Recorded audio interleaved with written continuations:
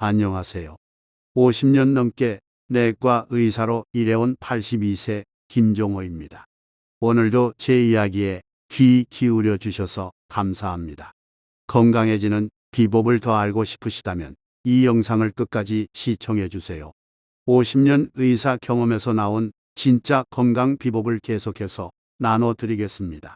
여러분의 건강한 노년을 진심으로 응원합니다. 오늘 아침 평소처럼 6시에 일어나 창밖을 바라보니 가을 하늘이 유난히 맑았습니다.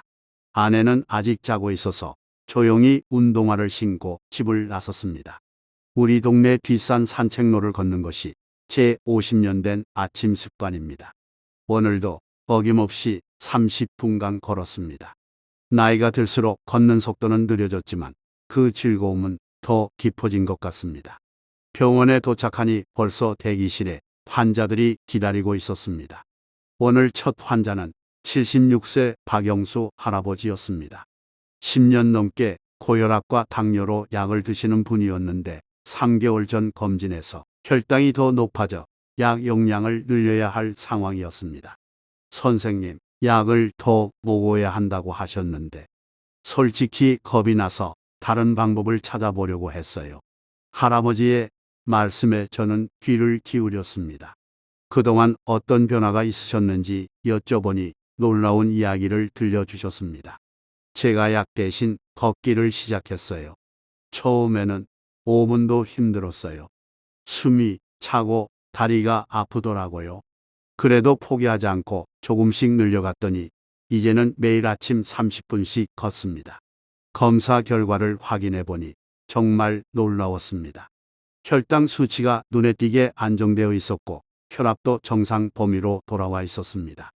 약 용량을 늘리기는커녕 오히려 줄여도 될 정도였습니다. 할아버지, 정말 대단하십니다. 걷기의 효과가 이렇게 빨리 나타날 줄은 저도 몰랐네요. 어떤 느낌이 드세요? 할아버지의 얼굴에 환한 미소가 번졌습니다. 선생님, 정말 신기해요. 걷기 시작하고 나서 약을 줄였는데도 오히려 몸이 더 좋아지는 것 같아요. 요즘은 아침에 일어나면 몸이 가볍고 밤에는 잠도 잘 자요.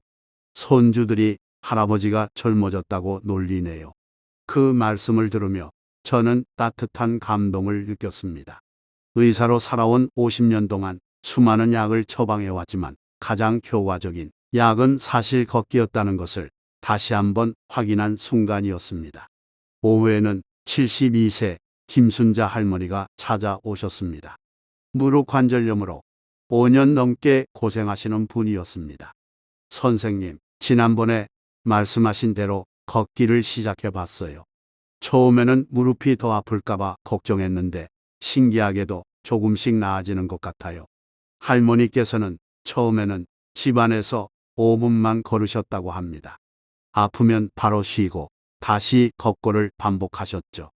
한 달이 지나자 10분, 두 달이 지나자 20분까지 걸을 수 있게 되셨다고 합니다. 이제는 아침마다 동네 한 바퀴를 돌아요. 무릎이 완전히 좋아진 건 아니지만 확실히 덜 아파요. 그리고 걷고 나면 마음도 편안해져요. 이런 환자들의 변화를 보며 오늘은 여러분과 특별한 건강 이야기를 나누고 싶어졌습니다. 약도 필요 없고 헬스장도 필요 없습니다. 하루 20분 걷기만으로도 우리 몸속 여러 가지 병이 달라질 수 있다는 사실 함께 알아보시겠습니까? 최근 미국 심장학회에서 발표한 연구에 따르면 하루 20분 걷기만으로 당뇨병 위험은 30%, 치매 발생 위험은 무려 40%나 줄어든다고 합니다. 의사 10명 중 9명이 가장 먼저 권하는 운동도 바로 걷기입니다. 저도 82세의 나이에도 매일 아침 30분씩 걷습니다. 비가 오나 눈이 오나 이 습관만큼은 지키려고 노력합니다. 덕분에 아직도 약 없이 건강을 유지하고 있지요. 물론 젊었을 때처럼 빠르게 걷지는 못합니다. 하지만 꾸준함이 중요하다고 생각합니다. 그렇다면 걷기가 과연 어떤 질병에 효과적일까요? 첫째, 무릎 건강입니다. 무릎이 아픈데 걸어도 되나요? 하고 묻는 분들이 많으신데 오히려 걷기는 연골에 영양을 공급해주고 관절 주변 근육을 튼튼하게 해줍니다. 김순자 할머니처럼 처음에는 무릎이 아파서 걷기를 망설이는 분들이 많습니다. 하지만 조금씩 시작해 보세요. 처음에는 집안에서 5분만 걸어보는 것도 좋습니다. 중요한 것은 부드러운 신발을 신고 평지를 걷는 것입니다. 발은 뒤꿈치부터 착지한 뒤 발바닥 전체, 마지막엔 발가락으로 밀어주는 순서로 걸으면 무릎의 부담이 줄어듭니다. 둘째, 심장 건강입니다. 주 5회 하루 20분만 걸어도 심장병으로 인한 사망률이 20% 낮아진다는 결과도 있습니다. 걷기는 혈관을 넓히고 혈액순환을 도와 심장을 편하게 만들어줍니다. 제 오랜 친구 중 한 분은 심장 수술을 받으신 후 걷기를 시작하셨습니다. 처음에는 집 주변을 5분만 걸어도 숨이 차셨다고 합니다. 하지만 포기하지 않고 매일 조금씩 늘려가셨죠. 1년 후에는 하루 1시간씩 걸을 수 있게 되셨고 심장 기능도 크게 향상되었습니다. 그분은 항상 이렇게 말씀하십니다. 걷기가 내 심장을 살렸어. 셋째, 당뇨병입니다. 식후 30분 후에 걷는 습관은 혈당이 급격히 올라가는 것을 막아줍니다. 걷는 동안 우리 근육이 혈중의 포도당을 에너지원으로 흡수하기 때문이죠. 인슐린 저항성을 낮추는 데도 큰 도움이 됩니다. 오늘 만난 박영수 할아버지처럼 당뇨 환자들에게 걷기는 정말 좋은 자연 치료법입니다. 식사 후 30분 정도 지나서 10에서 15분만 걸어도 혈당 조절에 큰 도움이 됩니다. 처음에는 반신반의하실 수 있지만 꾸준히 하다 보면 3개월 후에는 분명한 변화를 느끼실 수 있을 겁니다. 넷째, 치매 예방입니다. 매일 1.5km 이상 걷는 분들은 그렇지 않은 분들보다 기억력과 인지 기능이 뚜렷하게 좋다는 연구가 있습니다. 걷기는 뇌의 혈류를 늘리고 특히 기억을 담당하는 해마의 부피를 유지시켜주는 효과가 있습니다. 제 아내도 매일 아침 저와 함께 걷습니다. 처음에는 건강을 위해 시작했지만 지금은 그 시간이 우리 부부에게 가장 소중한 대화의 시간이 되었습니다.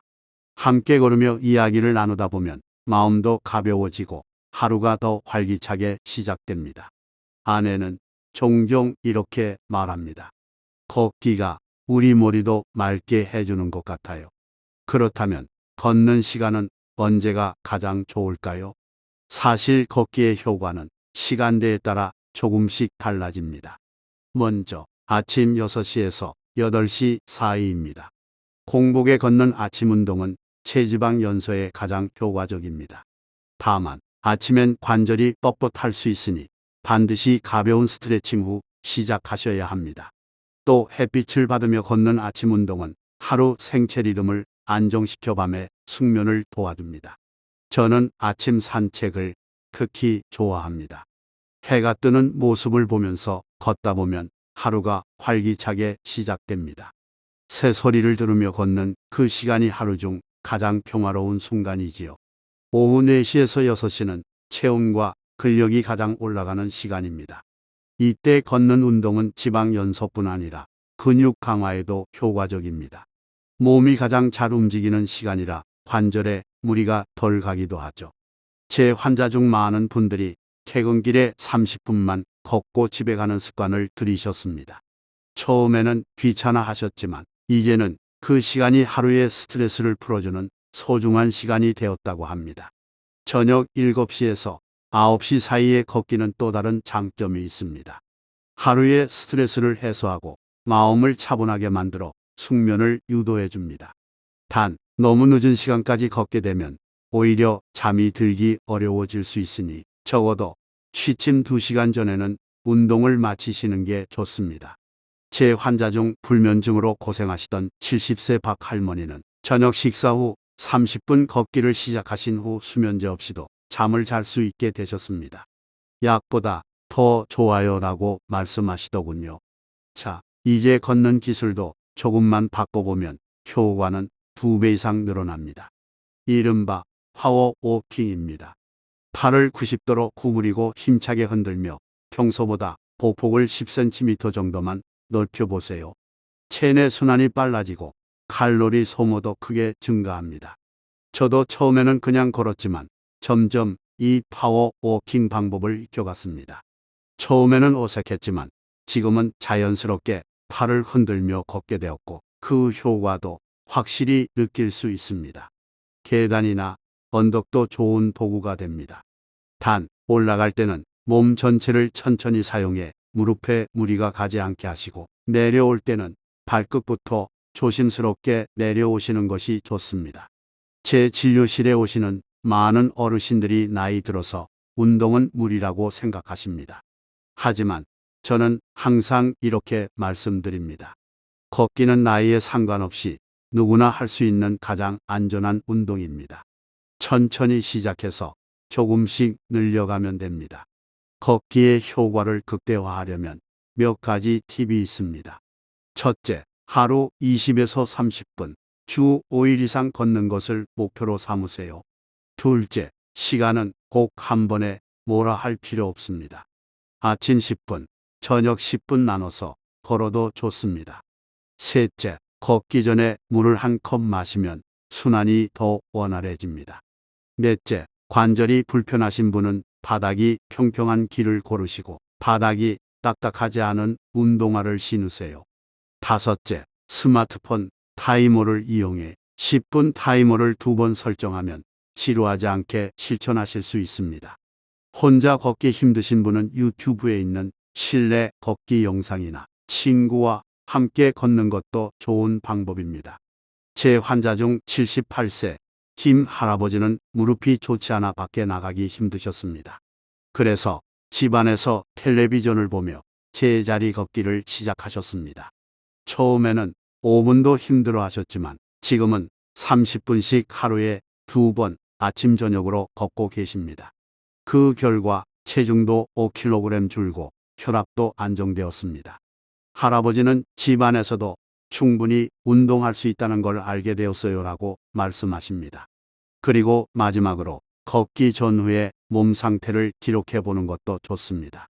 오늘 기분은 어땠는지, 다리에 무리가 가지 않았는지, 수면에 어떤 영향을 줬는지 등을 간단히 적어보는 것만으로도 건강에 대한 인식이 바뀌고 꾸준히 실천하는 데 도움이 됩니다. 저도 작은 수첩에 매일 걷는 시간과 거리, 그날의 기분을 적습니다. 이 기록을 보면 제가 얼마나 꾸준히 걸어왔는지 알 수 있고 그것이 또 다른 동기부여가 됩니다. 오늘 진료를 마치고 집으로 돌아오는 길에 문득 제 인생을 돌아보게 되었습니다. 50년 넘게 의사로 살아오면서 수많은 약을 처방했지만 어쩌면 가장 효과적인 처방은 하루 20분 걷기였는지도 모르겠습니다. 약은 증상을 일시적으로 완화시켜주지만 걷기는 우리 몸 전체를 근본적으로 변화시키니까요. 제 아내는 종종 이렇게 말합니다. 당신이 매일 걷지 않았다면 지금처럼 건강하게 80대를 보내지 못했을 거예요. 그 말이 맞는 것 같습니다. 저는 젊었을 때부터 걷기를 생활화했고 덕분에 지금도 약 없이 건강한 삶을 살고 있습니다. 여러분도 오늘부터 하루 20분만 걸어보세요. 처음에는 힘들고 귀찮을 수 있습니다. 하지만 조금씩 꾸준히 하다 보면 한 달 후엔 몸이 가벼워지고 2달 후엔 혈당 수치가 안정되며 3달 후엔 마음까지 달라질 수 있습니다. 걷기는 단순한 운동이 아닙니다. 그것은 우리 몸과 마음을 치유하는 자연의 선물입니다. 약이 아니라 우리 몸을 스스로 치유하는 힘. 그 첫걸음이 바로 걷기입니다. 오늘 아침 진료실에서 만난 박영수 할아버지의 말씀이 계속 제 귓가에 맴돕니다. 선생님, 걷기를 시작한 후로 제 인생이 달라졌어요. 이제는 아침이 기다려집니다. 여러분의 인생도 달라질 수 있습니다. 지금 당장 이 순간부터 시작해 보세요. 처음에는 5분이라도 좋습니다. 중요한 것은 시작하는 것입니다. 그리고 그 작은 시작이 여러분의 건강과 삶을 완전히 바꿔놓을 수 있다는 것을 기억하세요. 저는 매일 아침 동네 뒷산을 걸으며 해가 뜨는 모습을 봅니다. 그 순간만큼은 모든 걱정과 스트레스가 사라지고 오직 자연과 하나가 되는 느낌이 듭니다. 여러분도 그런 평화로운 순간을 경험하셨으면 좋겠습니다. 걷기는 단순히 몸을 움직이는 것이 아니라 자신을 돌아보는 시간이기도 합니다. 걸으면서 생각을 정리하고 감사한 것들을 떠올리고 때로는 고민을 해결하기도 합니다. 그래서 걷기는 몸과 마음 모두에게 좋은 선물입니다. 특히 우리 나이에는 더욱 그렇습니다. 젊었을 때는 빠르게 달리고 높이 뛰는 것이 중요했지만 이제는 천천히 꾸준히 걷는 것이 더 가치 있습니다. 마치 인생을 살아가는 지혜와도 비슷하지 않나요? 오늘 이 이야기가 여러분께 작은 도움이 되었으면 합니다. 다음 시간에는 걷기 전에 먹으면 좋은 음식 3가지에 대해 알려드릴게요. 그때까지 매일 조금씩이라도 걸어보시길 바랍니다. 여러분의 건강한 걸음을 응원합니다. 오늘도 가볍게 힘차게 한 걸음 내디뎌 보시길 바랍니다. 감사합니다.